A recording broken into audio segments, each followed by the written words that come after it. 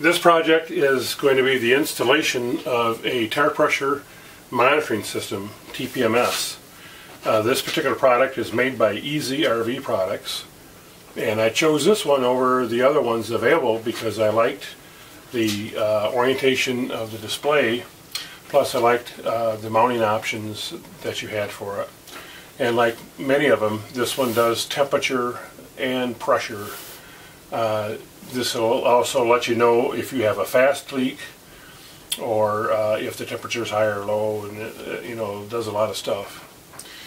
Along with this unit, I did order a set of extenders for the rear wheel dualies, and I'm going to use these for the inside tire because it kind of goes in kind of far, and then these I'll use for the outside tire to kind of bring them out towards the front. When I ordered this, I ordered it straight from the factory, and it was actually cheaper from the factory than it was from one of the resellers. It came real fast too, and you get a manual here. And this is the unit. Now when you buy this, you can order the number of sensors you need, and right now I ordered 6 because I don't have a trailer, and I've got the front wheels and the dual rear wheels in my RV. So I'm a little bit disappointed in the build quality of this box. It kind of looks kind of cheap, and the on-off switch isn't very good, or at least it's kind of cheap looking. But I suppose if it works, that's all that really matters. When you turn it on here, it does have lithium-ion batteries in it, so that you do have, it does retain a charge. And this will do up to, I think, 22 tire sensors, so you can install sensors in your vehicle, and also if you're towing a trailer, you can install sensors in the tires for the trailer. Now the only thing is a lot of vehicles today have their own TPMS systems. This unfortunately will not read like if you have a Jeep Wrangler on the back of your that you're towing. It's not going to read the Jeep's sensors, because each one of those, I understand, are different frequency. But you can put these, you can order 4 more and put them on the output of the other, I suppose, to be able to do that. And the sensors that I got are the older style anti-theft sensors.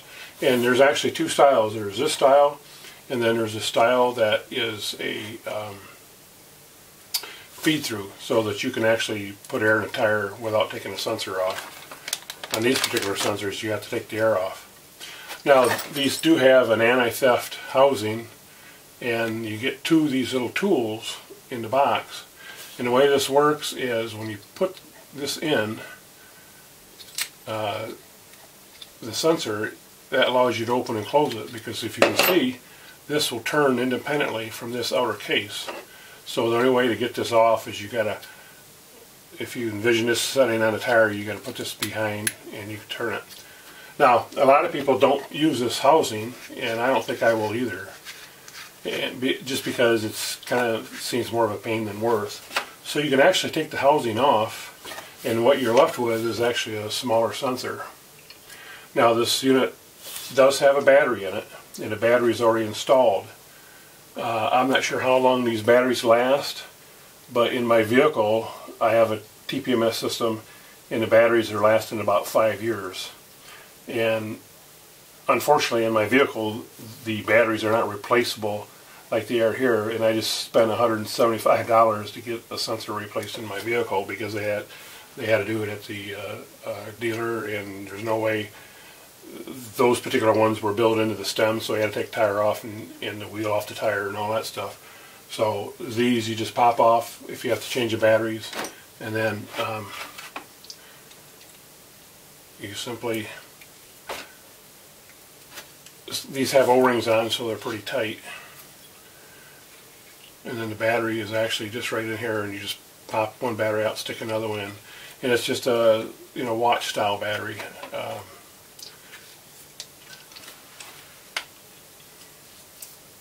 Now the mounting options this has is you can get a bail, or you can use this bail and you can put it either in the bottom or the top set of rows, so you can just set it on your dash like that.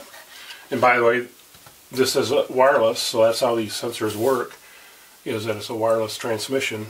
So you do have to be a little mindful of where you place this. And in some situations, especially if you had a trailer that you could not read the data, you can buy a booster optionally, and the booster you would put in the back of the cab, and then that would relay the data to this unit. Another mounting option is this,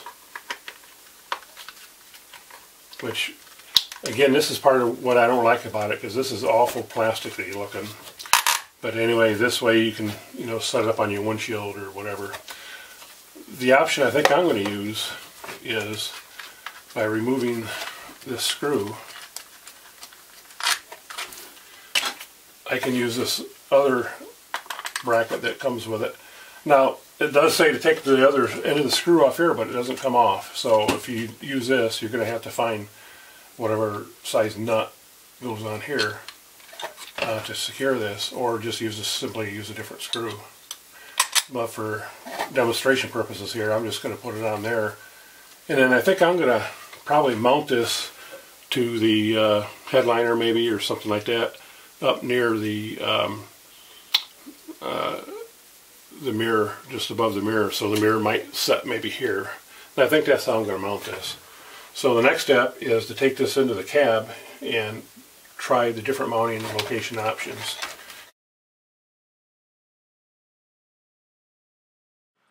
And this will be the console that I created. After I came up with a place to install this, now it's time to set it up.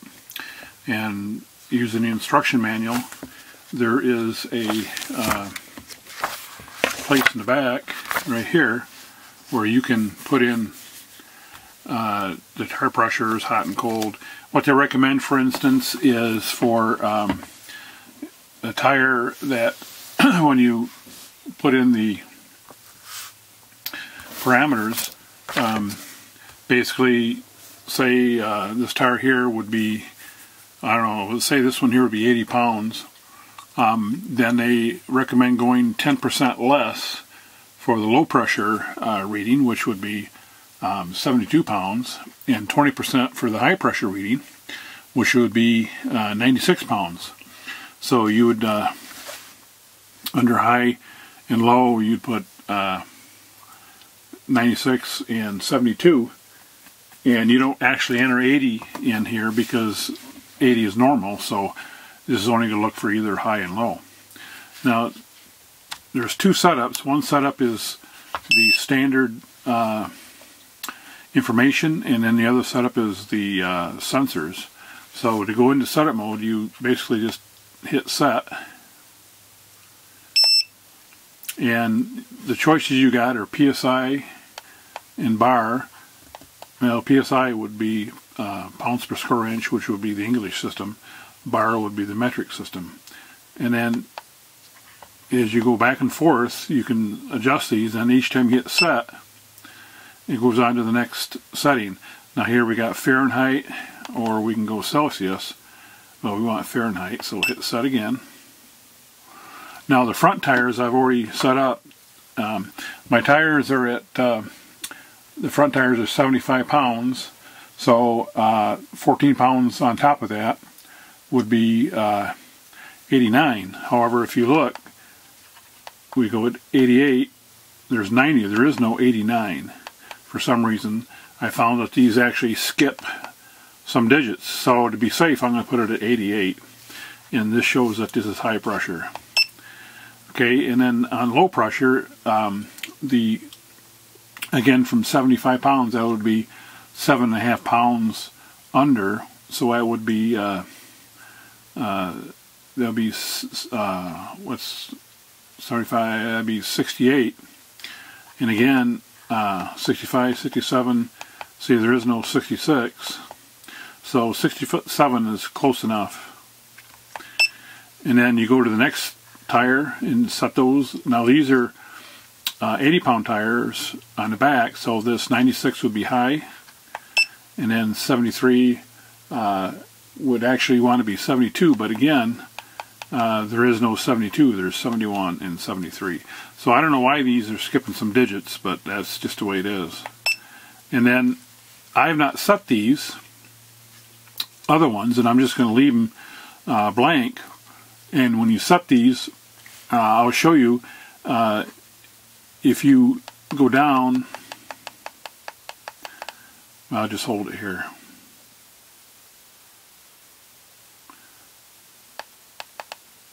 See what happens? It goes from 102 back to 218, and the reason for that is this has got two ranges. It's got a low pressure range and a high pressure range. Well, if you want to set this to something less, you have to set it to 102, hit the set button, and then before bombing out, as you cycle all the way through, you come back, and then that'll allow you to set that at a lower pressure. I don't know. It's kind of goofy to me too, but. And then when you're done, you just hit the set button for a few seconds and it'll save it. But since I've already put these parameters in, I'm just going to shut the power off. And then when I turn the power back on, now it should, if I go into set mode again, then see it shows I'm at PSI, I got Fahrenheit. So all these are still the same.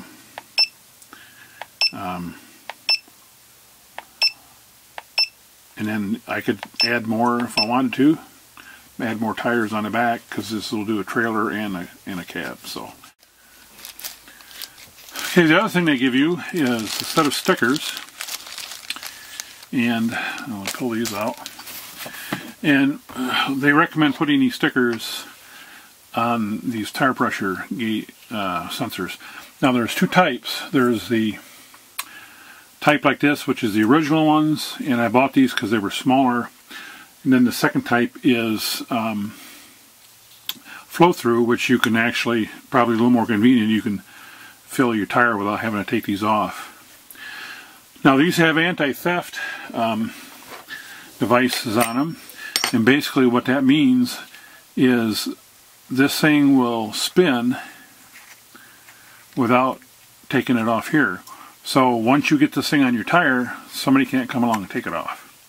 So what you need to take them off and on with is you need this little wrench that fits into here, like so. And then this allows you to install them, and then you take it off. Now I'm going to do a combination here. The front two tires I'm going to install with the anti-theft devices on them, because they are right out and exposed. You know, somebody could just come along and take one right off. The other four are going to be kind of hidden behind the tires because of the dualies. You know, they're all going to kind of be inside. And since they are a little bit harder to get in, I'm going to actually take these apart. And then I'm going to install these without the anti-theft device. Now what they recommend doing is, if you do that, the manufacturer recommends, even though these have a little O-ring, if I don't lose it, even though this has a small O-ring in here, they recommend putting just a small bead of silicone around here on these threads to help waterproof it. Now, of course, the silicone, if you don't use too much, you know, you're going to be able to break the seal on them and take them apart at some point. Now what they recommend also here is to put these stickers on, and they have a sequence that they recommend the stickers. Now these all have a code, a unique identifying code on them, and the code is what you set up in part 2 of the setup. The sticker is only so that you know which tire or which sensor goes on which tire. So if, say, sensor 1, okay, here's a sequence they recommend here. You probably can't see it, but they recommend starting from they recommend going 1, 2, and then 7, 8, 9, 10. And so then you can take these stickers, and so for instance we'll do number 1 and just pull a sticker off, and then put the one on here. They also recommend putting a little bit of clear nail polish on here to keep these from falling off, or just to help kind of waterproof them. So this number 1, it corresponds with tire number 1, and then you put it on this little worksheet, you mark a number 1 there. And this always will go on the right front tire, which is number 1 on the drawing. So if you change tires, you simply pull this off the old tire and then put this back on the new tire. And as long as this number 1 is always on the left front tire, or I'm sorry, the right front tire, its unique code will be correct in the box for that position. So again, I'm going to go through and I'm going to put these on. I'm going to put them, see if my wife's got any clear nail polish, you know, do what they recommend, and then silicone the ones that I'm not going to use these with. Now I know I'm going to use the front one, so I'll put this one back in here. And then I'll be back, and then we'll do the final programming and see what happens.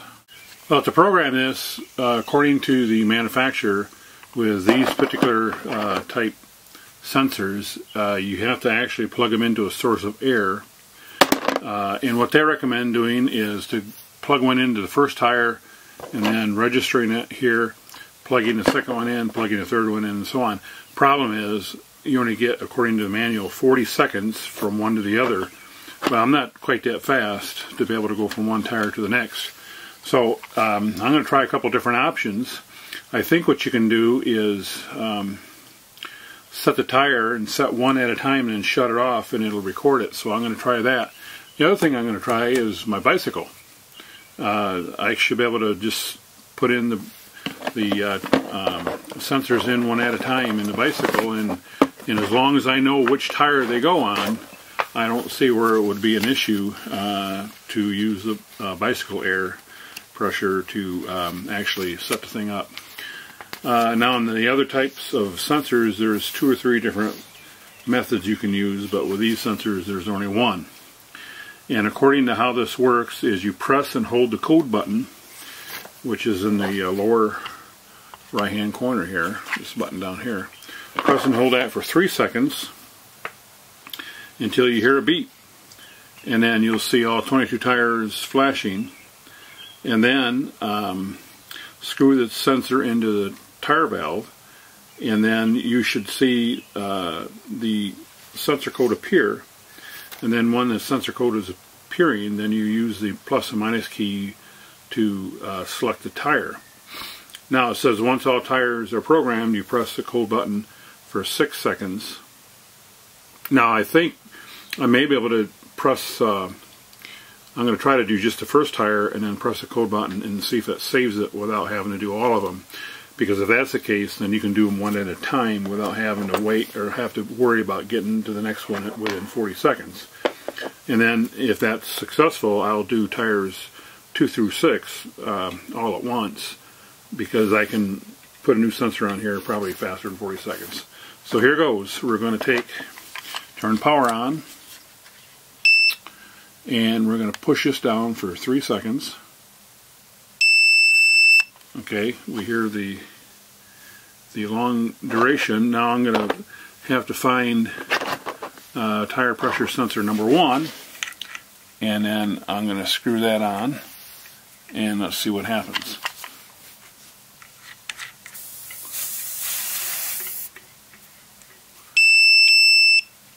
Okay, it found it. Now what I do is I can go, as you can see, it goes between each tire, and I'm going to get back to the first tire, which that's the tire. And now I'm going to actually press this again. Now this is E450. Okay, it shows a little pressure because this is 50 pounds and I got it set for higher. So that seemed like it worked. So I'm going to go through and do the rest of them. It's going to be a little bit hard to show you all of them, but since you've seen the first one, I'm going to pause this until we get back to the rest of them.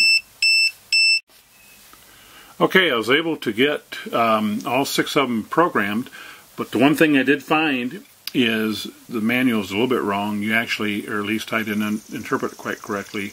You need, when you put the sensor in, you need to have the plus and minus key to the tire that you want programmed first. And the book says, well, you put the sensor in, then you put this up and down to the tire that you want programmed. But no, you got to put these to the tire you want programmed first, and then you put the sensor in, and then that sensor will show up on that tire.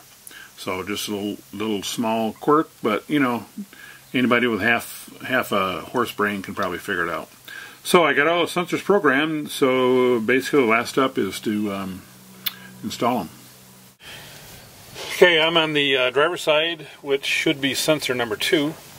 And first step then, of course, is to remove the existing cap.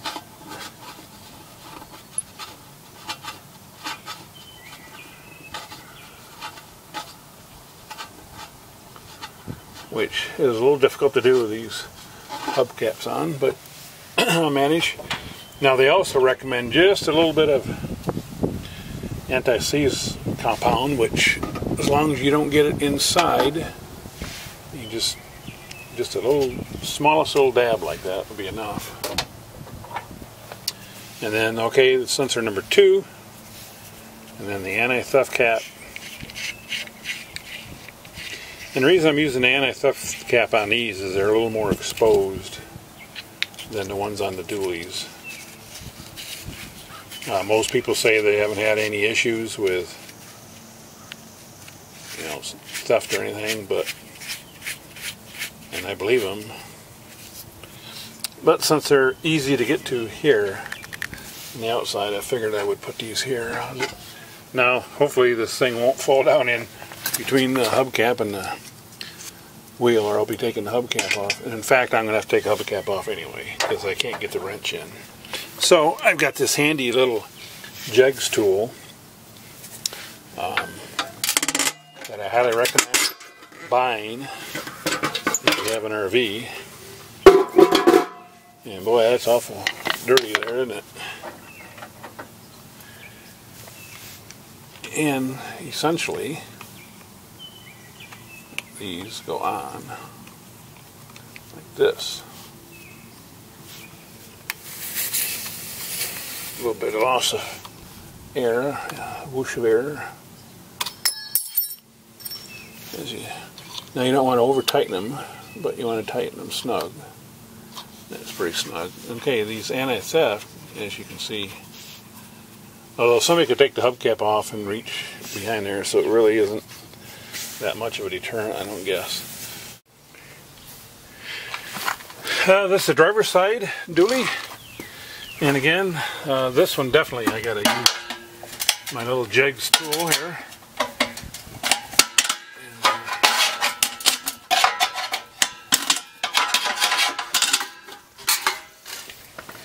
Because this goes way deep. And so here is, you gotta feel way in here to get this one. Now this time, I may actually have to put a little bit of this anti-seize on my finger so that I don't want to get it on the internal portion of the valve. Okay, 7, 8, 9, 10. So this is on the inside, so this will be number 9. So, may require some contortioning here.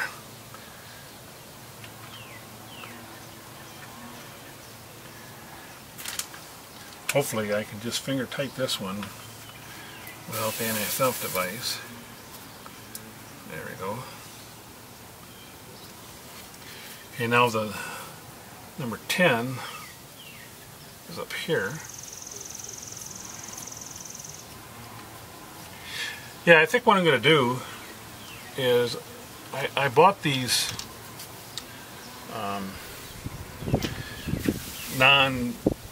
they say they're in earlier part of the video, there's two types of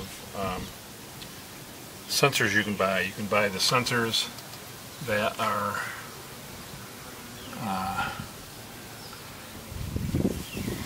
you buy the ones that you don't have to take off to add air to them, because they have they're called feed through, and then they have the valve stem here, and then they have these. And I bought these because they're a little smaller. The other one's a little longer. But I think what I'll do is, at least for the dualies, I think I'm going to order the other type. Since this will do 22 tires, and since it'll do a trailer, and it's kind of neat that there's a link button that when you disconnect the trailer, you just hit the link button, and then that takes the other up to, I think, up to 12 tires off the list. And if you look, if you can remember the graphic, there was a picture of the vehicle and a picture of the trailer.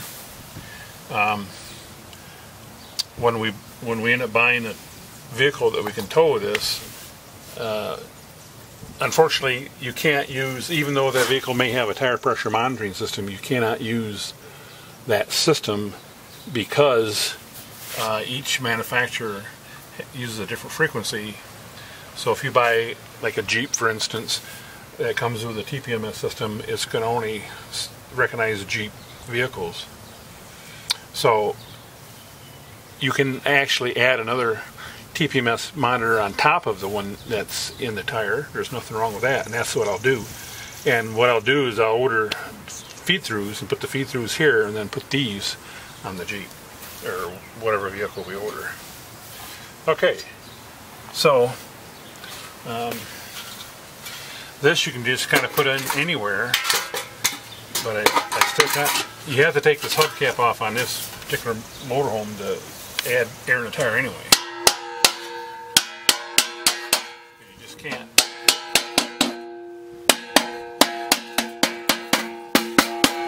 You can't get into the valves with a subcap. Okay, that's the driver's side, left side of the vehicle, and you've seen how I did it, so there's no sense of me showing you how to do the other side. When I do the other side, finish the other side, then we'll come back and do kind of a wrap up. Now that we have all the sensors installed, let's turn this on and see what we got. Okay, let's see.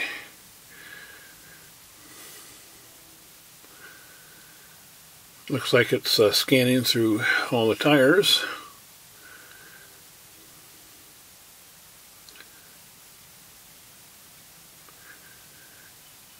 And at some point I had read where it's supposed to show the tire pressure. So it may take either some couple minutes to scan, or